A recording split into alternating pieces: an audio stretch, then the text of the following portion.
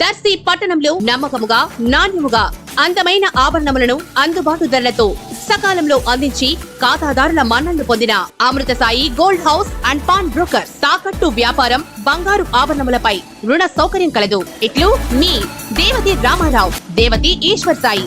అమృతసాయి gold house and pawn brokers, గడియార స్తంభం వద్ద, కురిచేడు రోడ్, దర్శి. ప్రేక్షకులకు నమస్కారం. ఏడిఎన్ న్యూస్ టీవీ మన దర్శి, మన local channel. ADN news TV ప్రేక్షకులకు నమస్కారం. వార్తలు చదువుతుంది మీ ప్రసన్నారాం.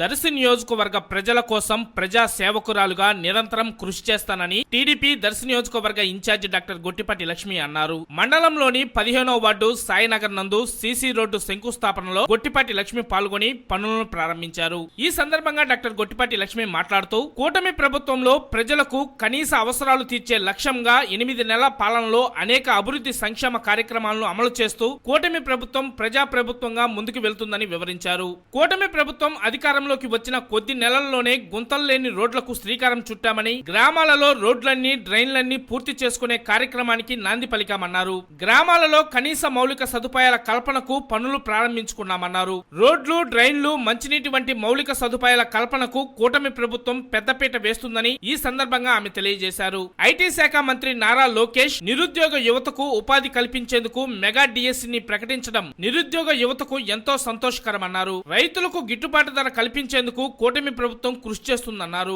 ఈ కార్యక్రమంలో మాజీ ఎమ్మెల్యే నారపశెట్టి పాపారావు, దర్శి నగర పంచాయతీ municipal chairman Narapasetti Pichaiah, municipal commissioner Y Maheswararao, కౌన్సిలర్లు మల్లీశ్వరి, రామ్గిరి, వలిబాబు, టీడీపీ నాయకులు వాసు, సురేష్, అధిక సంఖ్యలో మహిళలు, పలువురు కూటమి నాయకులు, కార్యకర్తలు, అభిమానులు తదితరులు పాల్గొన్నారు.